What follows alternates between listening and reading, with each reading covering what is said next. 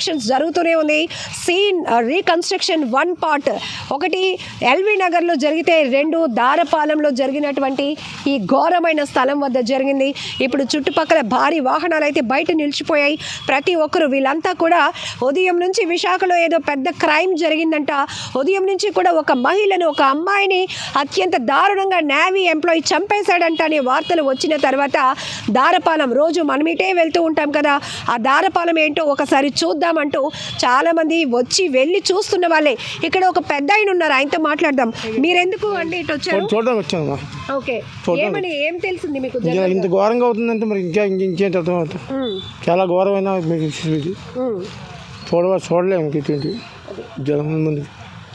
So general common public కూడా చెప్తున్నారు ఈ ఘోరాలు మేము చూడలేము మేడం అసలు, కానీ అందరూ వస్తున్నారు ఏం జరిగిందో అని తెలుసుకోవాలనేసే వచ్చాము అంటూ వాళ్ళు చెప్తున్నారు. నిజంగా ఇది ఘోరాతి ఘోరమైన ఘటనే. ప్రాంతాలు ఎక్కడ జరుగుతున్నా అసలు ఈ క్రైమ్ల వెనుకాతల మనుషుల యొక్క ఆలోచన ధోరణి ఎలా ఉంటుంది, క్షణికావేశాలు, కోపాన్ని పెంచుకోవటం, కసిని పెంచుకోవటం, మనుషుల్ని అడ్డు తొలగించుకోవటానికి వేస్తున్న పథకాలు, ఇవంతా వీళ్ళు ఎక్కడ ఇన్ఫ్లుయెన్స్ అవుతున్నారు. నిజానికి చాలా క్రైములు చూసాం, చాలా హత్యలు చూసాం, కానీ ఇంత దుర్మార్గంగా వ్యవహరించి, ఇంత క్రూరంగా, అత్యంత కిరాతకంగా వాళ్ళని చంపేయాలి అన్నంత కసితో వీళ్ళు చేస్తున్నటువంటి పథకాలు, ఆ ప్లాన్స్ చూస్తుంటే, మర్డర్ ప్లాన్స్ చూస్తుంటే మాత్రం నిజంగా ట్విస్ట్ల మీద ట్విస్ట్లే బయటపడుతున్నాయని చెప్పాలి.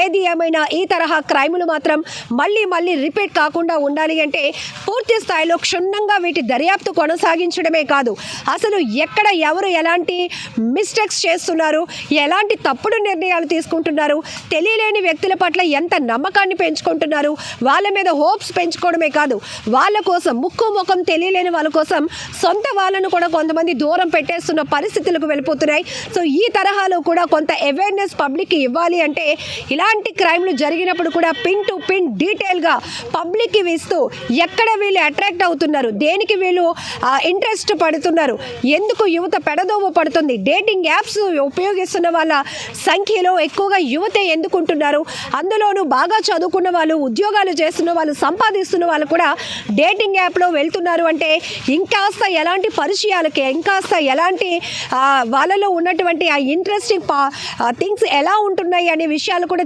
తెలియజెప్పి ఒక అవేర్నెస్ కూడా ఇవ్వాల్సినటువంటి అవసరం కూడా ఎంతైనా ఉంది.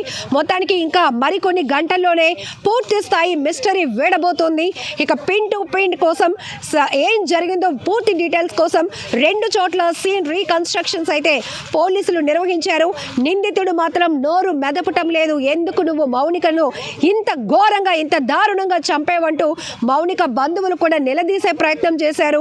బంధువులో ఒకరైన ఒక వ్యక్తి నిందితుడు రవీంద్రను గోపపైన, చెంపపైన చాలా గట్టిగా కొట్టి అడిగే ప్రయత్నం కూడా చేసినటువంటి పరిస్థితి కూడా ఉంది. ఏది ఏమైనా విశాఖలో ఘోరమైన ఘటనగా చెప్పాలి దీన్ని.